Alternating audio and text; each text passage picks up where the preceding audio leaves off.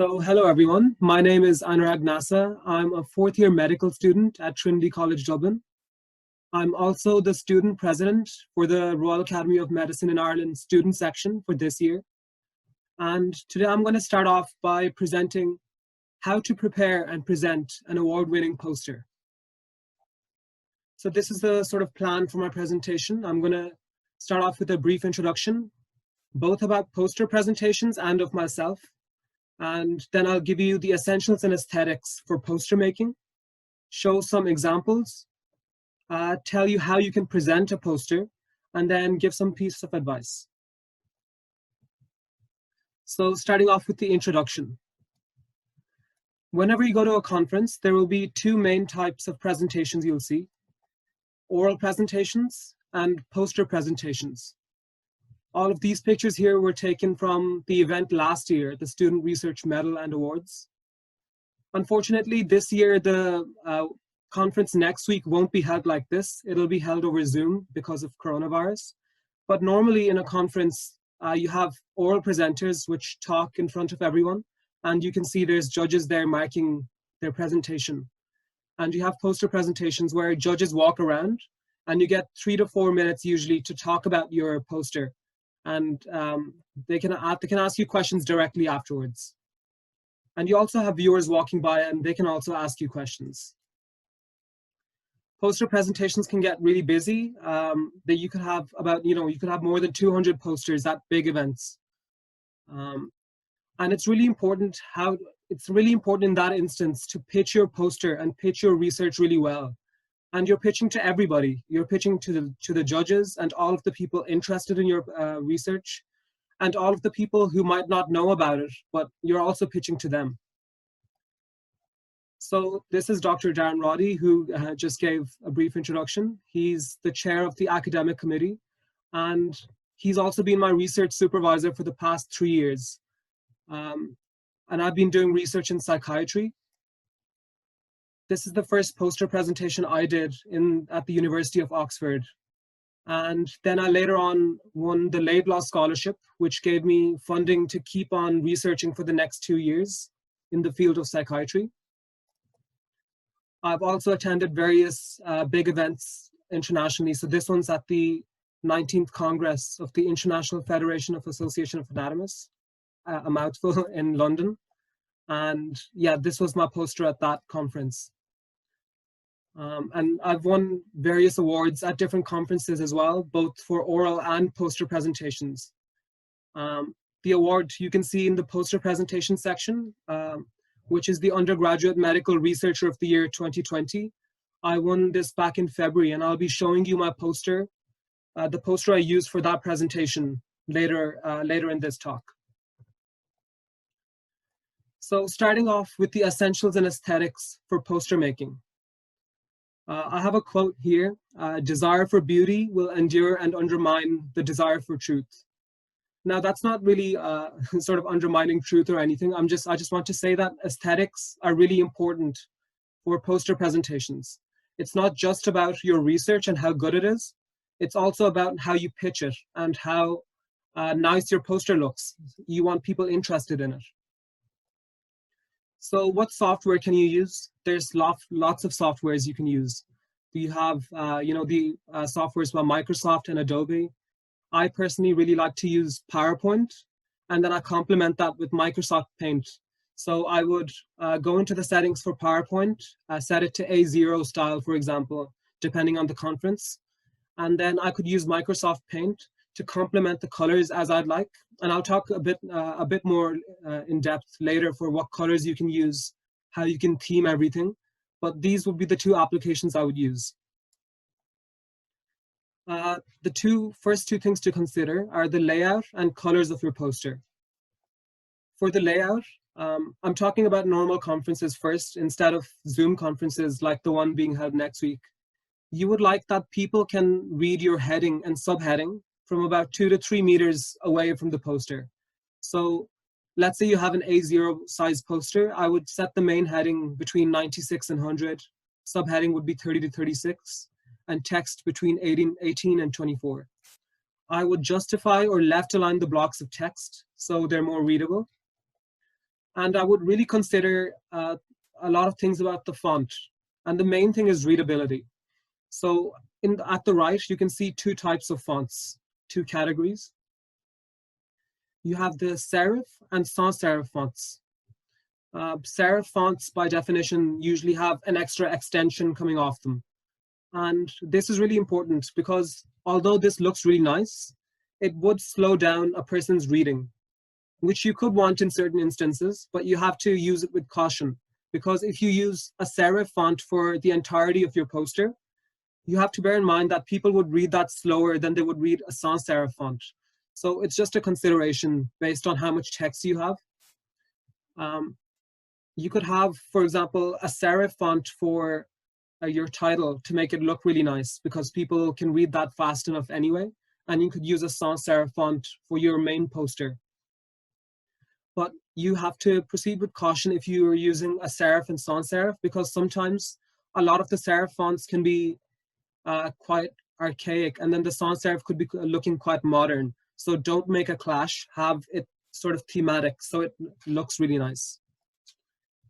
Another thing, eye movement should be neutral when you're giving when you're making the poster. So anybody reading your poster should be able to follow along either horizontally or vertically along your poster. It shouldn't be all over the place. It shouldn't be a circle. Don't try anything too complicated. It should be easy to read. Then the colors you can choose for your poster. You should choose a theme of between 2 and 4 colors. And the colors that you choose should have legible contrast. Usually this isn't a problem for poster presentations because a lot of people go for white and black. But I personally find I've never made a poster with white background and black text. It might be a personal choice, but I like to try different colors. And if I go for different colors, I would really consider what contrast there is. So in the image you can see on the bottom right, the yellow with black has really nice contrast. And then you look at the red and green, which has, first of all, poor contrast, and as well it vibrates, so it doesn't read too well. Anybody reading your poster might not stick around to read the entire thing because it's quite irritating to read a text like that. And the bottom, in that square, the bottom left shows low visibility, which of course you wouldn't want to have in your poster. On top of that, I would avoid overly bright colors because yes, they attract attention, which is very good. It'll bring people up to your poster, but they're also very distracting on the eyes. So when somebody comes up to your poster, you can see in this image here, the bottom right, that if you have a really bright image, they'll come up to your poster.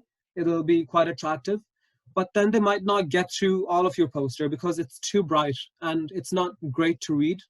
Whereas if you had 80% brightness, for example, there, they might stick around for a bit longer and they'll be able to read it a bit more easily. Next, I want to talk about displaying your data. The use of charts, graphs, all of these things does make your trends a lot more apparent than they would otherwise be using a table. So I would recommend using graphs and tables, but bear in mind you should only use them where it's appropriate. So in instances where it's not needed, just leave out the graph. So I've seen many posters where they end up graphing things like gender. So if they had 70 males, 30 females, they'd chart that out, which really isn't necessary because you could just write that in a sentence and people would understand that just as easily. So don't display everything as a chart. Display the most important findings because you're using your poster as a tool when you're talking to people, and you don't need to have, if you don't need to have a chart for something, don't have it there. So yeah, if it's not applicable, don't force it in. The actual content of your poster, you should keep it simple and keep it succinct. It's not a full paper. You should do it all in bullet points or whatever way you can keep it the most simple. And you should be brief on the least important aspects for the audience you're presenting it to. So for example, if you used a really complicated methodology in your research, and it's not too relevant for interpretation of your aims, your results, and you can say it's simpler. So you don't need to talk about that method in too much detail if it doesn't matter in that context. So you should, yeah, just be briefer on the least important points and talk a lot more about the more important points. And it should be easy to understand for a non-expert, because there's all sorts of people walking around in a conference. Not everybody will be an expert in the area where you're an expert, so you should keep that in mind. And you could lay out the poster intelligently, so there's never too much text on one side and too many images on one side. So there's a few examples here. On the bottom right of that, you can see there's asymmetry with it being image heavy on the right and text heavy on the left. The effect that would have is that anyone who comes up to read your poster will start off reading that really heavy text on the left, but they might not get through all of it because they might get bored midway, or you could have 200 posters at a conference. They stay at this one and not go to the next one, which is laid out a lot better. Okay, so that was essentially just what you do for essentials and aesthetics for a poster. Now I'd like to give you some examples of posters. And here I'd actually like you to message into the chat, or you can talk out if you'd like about what you think are good and bad features for posters.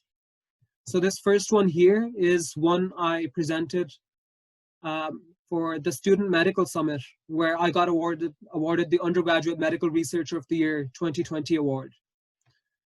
Anyone in the chat, can you say what you think about this one? What are the good and bad features of this one, this poster?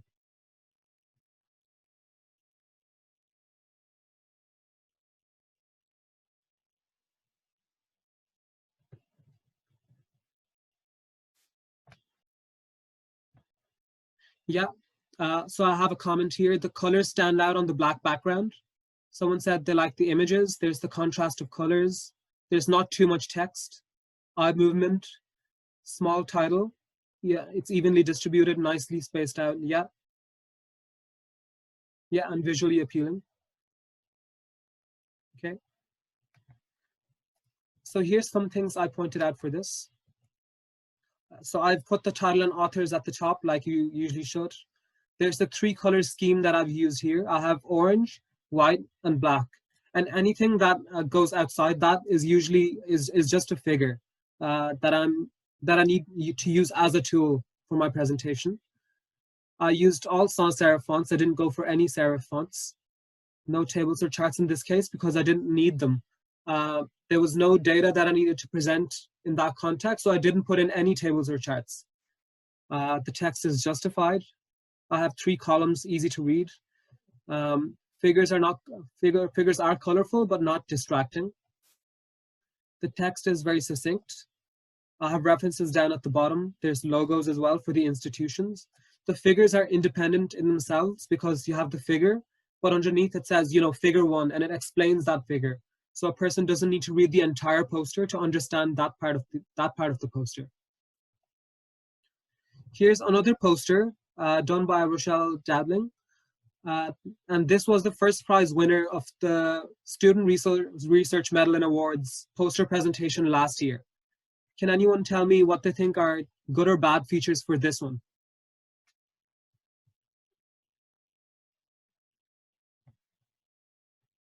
Yeah, it's very easy to follow. Yeah, not a lot of text. Yeah, there's a lot of charts, but definitely in this context, they might have needed to use those charts. So it's a rule of thumb that you shouldn't put in a chart when you don't need to. But if you need to demonstrate points using charts, it's better off to have them have it all graphically done out than to have it all as text. Yeah.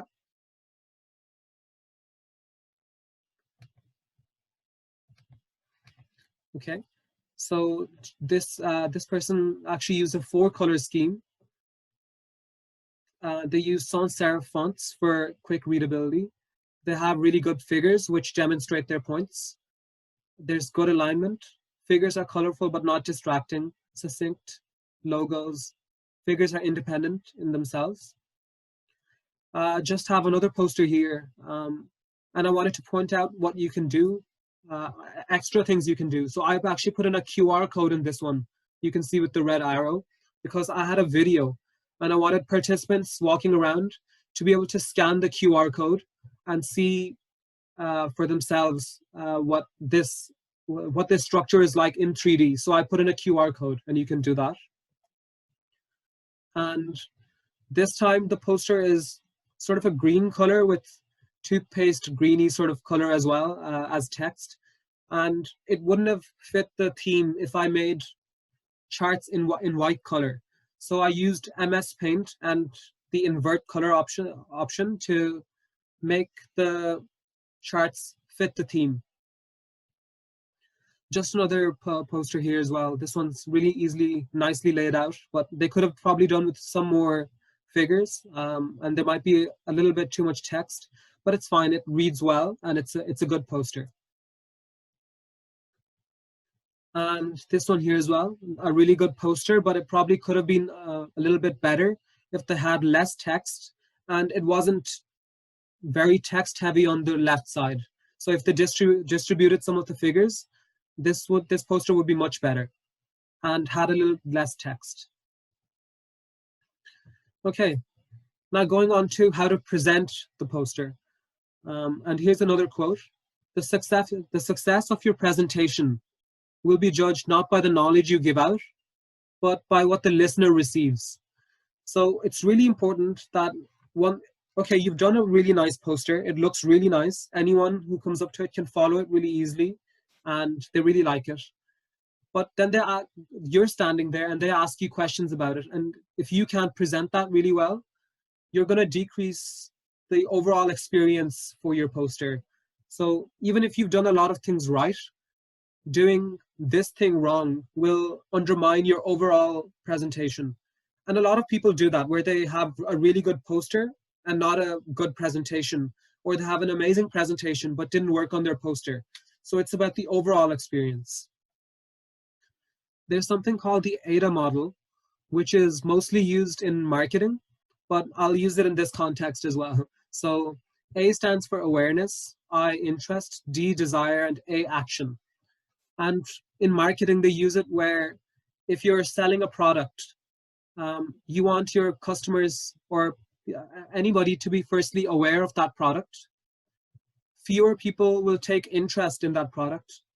You'll have some people that actually want the product after that and desire it. And eventually you'll have some people that'll take action and buy that product.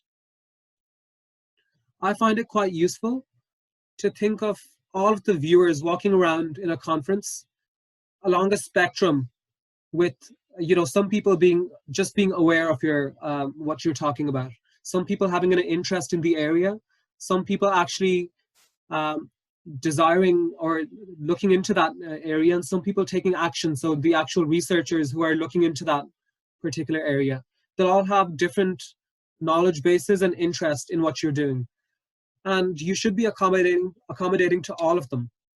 And you could have a tailored delivery to all of them. So when you're talking to an expert in the field, you might talk a little differently to when you're talking to someone who isn't an expert in the field, in that you could explain some of the basics or the charts in a little bit more detail, and sort of explain the techniques a little more so they understand where you're coming from.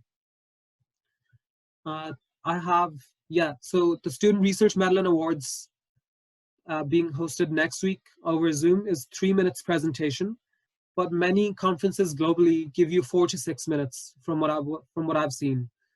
And then there's also general viewers. So those are just the judging times, but general viewers, you can give them as long as you'd like. Here are the steps you can follow to make a really good presentation for your poster. First of all, I'd always start off with credentials for who you are, where you did the research, where you study. Just put all of that out first. Then I would always reiterate and paraphrase the title, because this signposts what you're about to talk about for the next 3 to 4 minutes.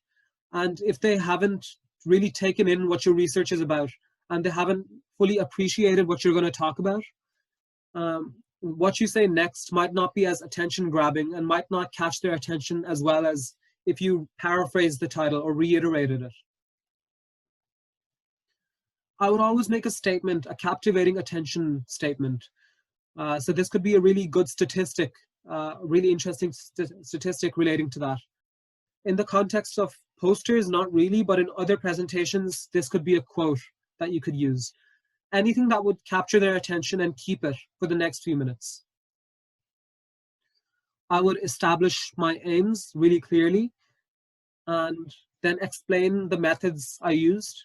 If they're very complicated methods, be brief about this, especially if it's not necessary for them to know all the intricate details of the methods. Be really brief about your methods.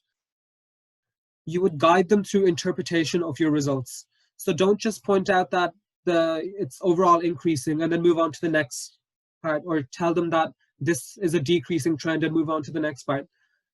Depending on who you're talking to, you could point out the axes. Tell them, so on the x-axis, I have this. On the y-axis, I have this.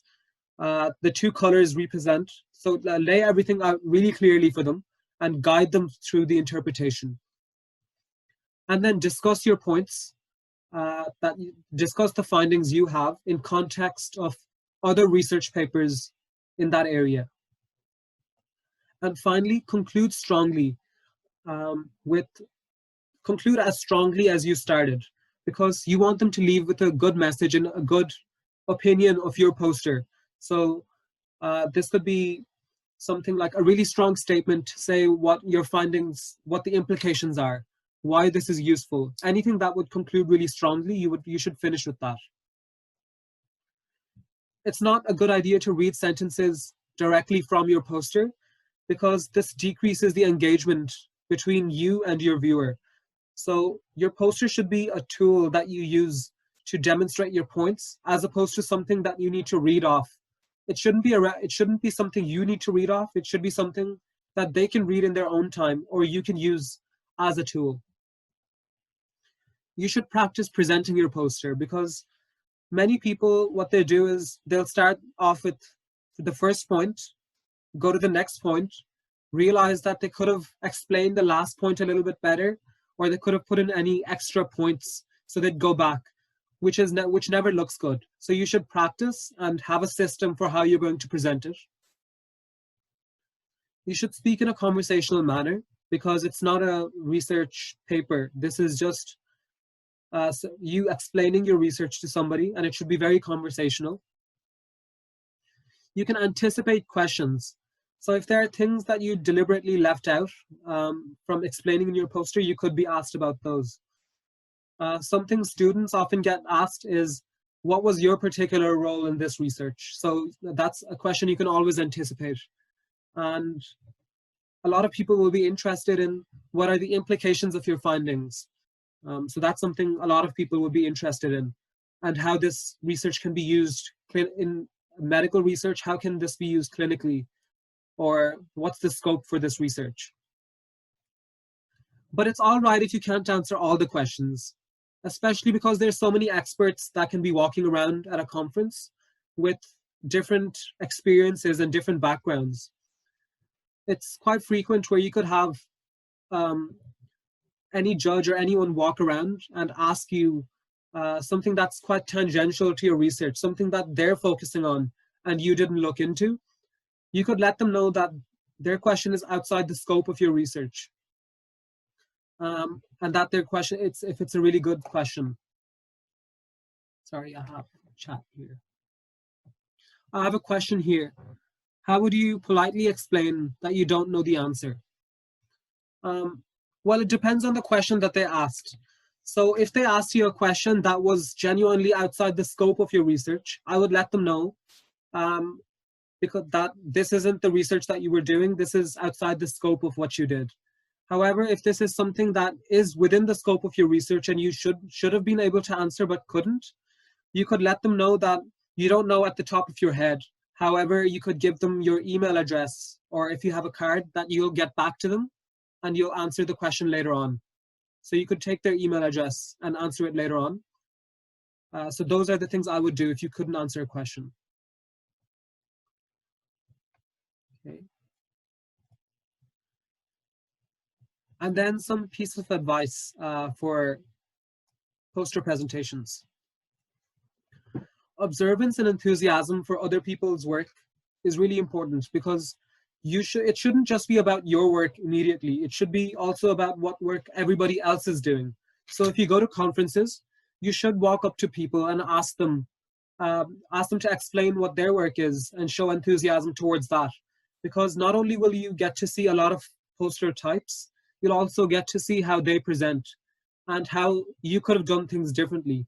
So you should always observe and have enthusiasm and sort of a proactive serendipity for overall research presentations and conferences. So that's quite important. And you should be really confident when you're presenting your poster, because this is the work you have done, and you would have put a lot of effort into this. So you should reflect that with your confidence. And another thing I want to say is that it's really important to have constructive criticism as you go through the process of getting better at making posters and presenting, and to have mentors. So for me, Dr. Darren Roddy and Dr. Erica Hanlon have been my research supervisors, and they've always they've always given me constructive criticism for what I can do better, and always guided me through that. And that really helped me get better at what I was doing. So I would say it's really important to find somebody who would mentor you. In summary, you should design your posters intelligently, present with a structure, attend more conferences to learn more about what other people are doing and what you could be doing better. And finally, you should present posters, because as Aristotle once said, for the things we have to learn before we can do them, we learn by doing them. Does anyone have any questions? And you can turn on your mic if you'd like to ask a question that way. Anurag, can I ask a question about formatting this for an online presentation? Yeah. Do you have any recommendations for doing it landscape versus? I think landscape will be better for computers, but yeah, if you have any. So the conference next week is being held over Zoom, and everyone viewing it will be seeing landscape. So I wouldn't recommend having portrait for that. You should have landscape so everybody can read whatever you write. And apart from that, I think all of the points I've mentioned would be relevant for that. It's just that I think you should make it landscape and maybe make the text a little bigger than you would usually make for normal conferences, because people could be viewing on different devices. So I'd keep that in consideration. A big laptop or desktop might read very differently to a tablet.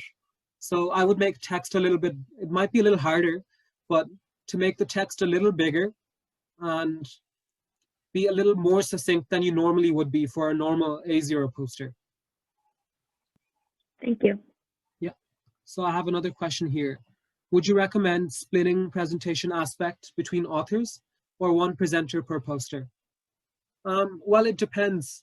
For the Zoom conference next week, that's only 3 minutes. So I would recommend one person presents that, because it'll be a nice flow, it'll be easy. But if you or another author has worked hard on a poster, I don't see why not. You could stand in a conference with your co-author and present it to whoever comes by. Maybe one person could present it to one presenter, to one viewer, and somebody else could present it to another viewer. But when it comes to judges, they'll usually have their own requirements. So some conferences only allow one person to present. So just look into the exact recommendations for the conference you're talking about. Any other questions?